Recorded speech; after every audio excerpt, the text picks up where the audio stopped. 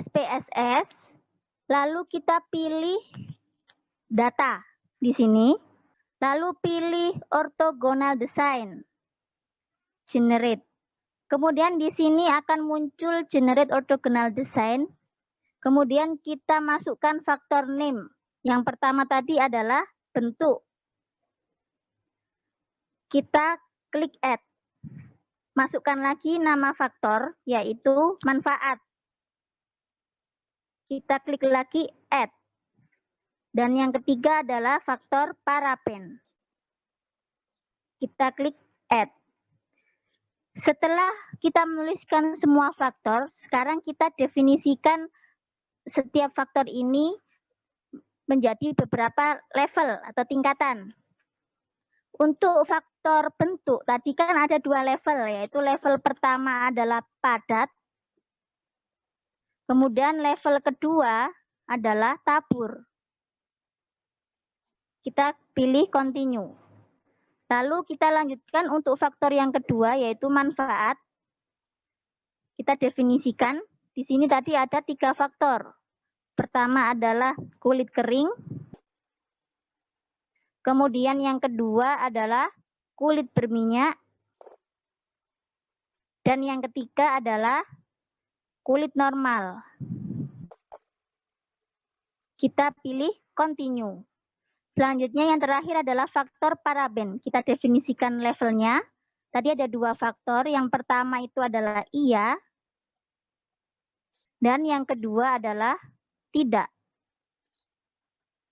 Lalu kita tekan continue. Selanjutnya kita melakukan penyimpanan data. Di sini ada data file. Kita pilih create new data file. Kita tekan. Kemudian tuliskan alamatnya. Di sini kita klik file. Misalkan kita mau menyimpannya itu di data E. Kemudian kita bikin di folder. Misalkan di sini saya pakai nama saya foldernya yaitu Elva. Nah, kita klik di sini. Oh, maaf. Kembali. Mana tadi? Nah, di sini kita kasih nama. Hasil outputnya itu apa ya? Misalkan saja stimuli. Lalu kita save. Lalu kita tekan OK. Nah, nanti hasilnya itu akan tersimpan di data E. Ini ada catatan. Jadi yang paling penting dalam analisis conjoint itu adalah yang pertama, kita simpan filenya itu dengan kata yang sederhana dan mudah untuk diingat. Lalu yang kedua, kita harus mengingat atau jika perlu kita mencatat alamat di mana Anda menyimpan file tersebut. Sebagai contoh tadi saya sudah membuat hasil output ortogonalnya, kemudian saya simpan di data E pada folder Elva dengan nama file stimuli. Maka kalau kita buka alamat data ini, akan muncul seperti ini, stimuli. Dan jika kita menekan stimuli ini, itu akan nampak hasil outputnya seperti ini. Di sini nampak hasil outputnya itu adalah berupa kode. Ini adalah kode dari level yang tadi sudah kita buat. Nah, tentunya di sini kita akan mengalami kesulitan dalam mengevaluasi karena di sini bentuknya angka. Jadi untuk mengubahnya agar bisa menjadi deskripsi kata, kita bisa menekan value label di sini. Ini adalah untuk mengubah angka ini menjadi deskripsi kata. Jadi nanti hasilnya akan seperti ini.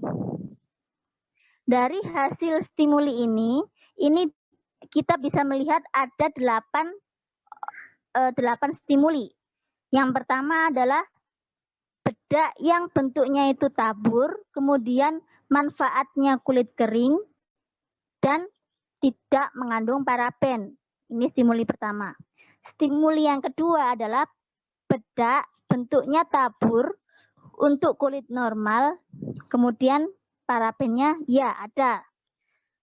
Begitulah cara interpretasi dari setiap stimuli. Nah, stimuli yang ada di sini nanti tujuannya adalah kita berikan kepada responden untuk dinilai. Jadi sebaiknya nanti dari hasil output SPSS ini kita pindahkan ke Excel seperti ini. Jadi nanti kita bikin di sini tabelnya nomor stimulinya, kita beri simbol P. Kemudian ini adalah deskripsinya, bentuk, manfaat, dan paraben. Lalu nanti kita meminta responden untuk menilai setiap stimuli ini. Jadi nanti satu responden itu menilai 8 stimuli. Dengan skor penilaiannya ini di sini kita misalkan 1 sampai 5. Nah, nanti kita input sampai 20 responden. Sebenarnya untuk jumlah responden itu semakin banyak semakin bagus, tapi nanti di sini kita hanya menggunakan contoh 20 responden. Inilah yang disebut dengan utility. Jadi penilaian dari setiap responden. Selanjutnya kita ubah format datanya menjadi seperti ini. Jadi kita ubah di sini respondennya, kemudian di sini adalah stimulinya. Ini adalah nilai utility-nya.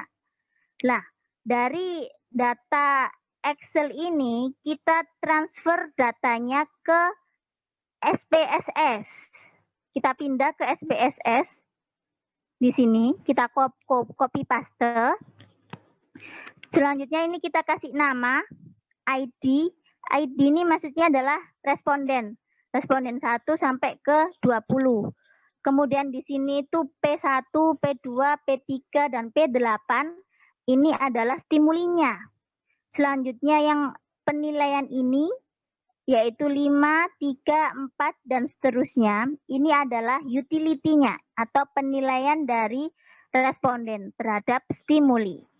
Setelah kita pindah ke SPSS, kita simpan di folder yang sama dengan alamat stimuli, yaitu di data E folder ELVA. Kita kasih nama misalkan di sini bedak.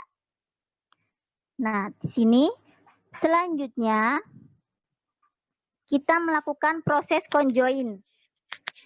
Jadi kita memakai sinteks nanti.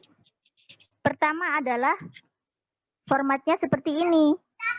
Kita ketik conjoin plan, kemudian kita isikan letak di mana data stimuli disimpan. Jadi conjoin plan ini merupakan memberikan gambaran mengenai desain ortogonal yang sudah kita buat atau stimuli. Alamatnya tadi adalah di data E, folder ELVA, nama filenya adalah stimuli. Save ini maksudnya berarti kita tadi menyimpan filenya itu dalam bentuk format SPSS. Selanjutnya kita isikan alamat data responden. Caranya seperti ini. Garis miring, data, kemudian sama dengan ini alamat data respondennya tadi, yaitu di data E dengan folder ELVA, nama filenya bedak. Di sini tadi disimpan dalam bentuk format SPSS. Lalu yang berikutnya adalah skor. Skor ini maksudnya adalah stimuli. Tadi kan ada 8 stimuli, jadi kita ketikkan P1 to P8, maksudnya P1 sampai P8. Pada SPSS nanti kita buka file, kemudian new, dan kita pilih sintaks. Maka nanti akan muncul hasil tampilannya seperti ini. Lalu kita tampilkan, kita ketikkan alamatnya seperti ini. Jadi tadi alamat stimulinya adalah conjoin plan, kemudian alamatnya di sini data E, ELVA, kemudian nama filenya stimuli. Kemudian berikutnya alamat data respondennya adalah data E, ELVA, bedak, save. Ini adalah alamatnya. Lalu untuk stimulinya skor P1 sampai P8. Pastikan dalam penulisan dalam sintaks ini benar. Karena nanti kalau kita ada yang salah sedikit, maka nanti akan terjadi error dan hasilnya tidak bisa keluar. Setelah itu, kita pilih run, lalu kita pilih all. Maka nanti akan muncul hasilnya seperti ini. Pada hasil output ini akan ada 3 jenis hasil output yang akan kita evaluasi lebih jauh, yaitu utilities, importance value, dan correlation. Pertama, kita lihat dulu uji kesesuaian modelnya, yaitu goodness of fit. Di sini kita bisa melihat pada tabel correlation, pada value, persons error, dan kendall tau. Kita lihat nilai signifikansinya. Syaratnya tadi adalah memenuhi asumsi jika signifikansinya kurang dari 5%. Kita lihat di sini, dia memenuhi asumsi. Karena di sini nilainya 0,001 dan di sini 0,005. Artinya datanya ini sudah fit. Kemudian kita analisis hasil estimasi utility.